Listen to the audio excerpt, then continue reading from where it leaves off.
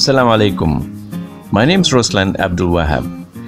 In the light of recent events, I, like many others, began to study and learn more about the coronavirus, which is also known as COVID-19. I hope to share with you my insights and help to spread some useful information, especially in Malaysia, and not the hype which makes people panic.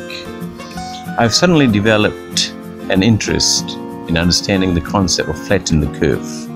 Initially introduced by Dr. Susie Wiles from Auckland University in New Zealand, now it has caught on worldwide. With my team, we collected some data and we'll just play around with it for the next couple of weeks, since I don't have anything better to do at home. Hope you enjoy. Okay, we start off with a Malaysian chart of the COVID virus cases per day. We can see this data is actually collected from 2nd of February to 22nd of March, the highest case being on 15th of March, and that is at 186. I've tried to add the trend line. I just want to see whether it's going to exponentially increase. I have to use a polynomial because for some reason my Excel doesn't allow me to use the exponential function. This trend line is about 82% accurate in terms of regression of the real data.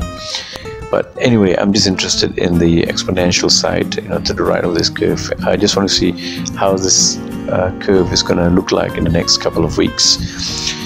Okay, I am actually comparing with Australia because the number of population is almost the same.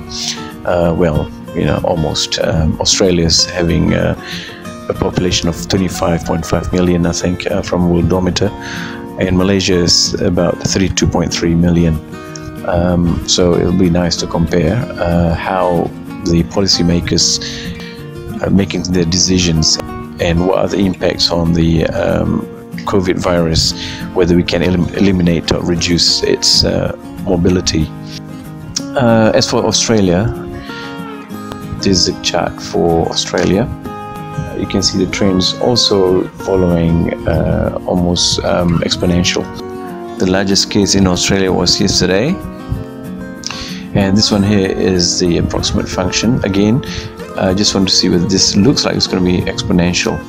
Okay, but we don't know. We'll see how it goes over the next couple of weeks. And then I've actually compared cumulative cases between Malaysia and Australia. I just want to see what's going to happen in the next couple of weeks with this lockdown. I understand that I understand that Australia has done their lockdown a couple of days, but I haven't confirmed the date, so I'm going to do some work on that one.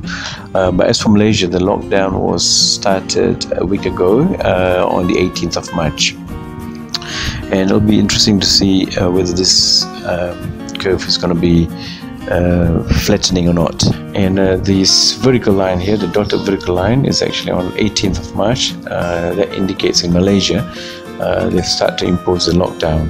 We managed to reduce the number of people moving about. Australia, of course, is an OECD country, and Malaysia is actually probably a developing nation. It'll be nice to see how the government policy influences the general public. I just want to see whether we can start doing some flattening of the curve, and I just want to see how long will it take to eventually eliminate all the coronavirus. So this is my intention. Okay, now I'm comparing the cumulative cases at this stage. As you can see, the trend lines are actually almost similar, and the numbers are about the same in terms of cumulative cases.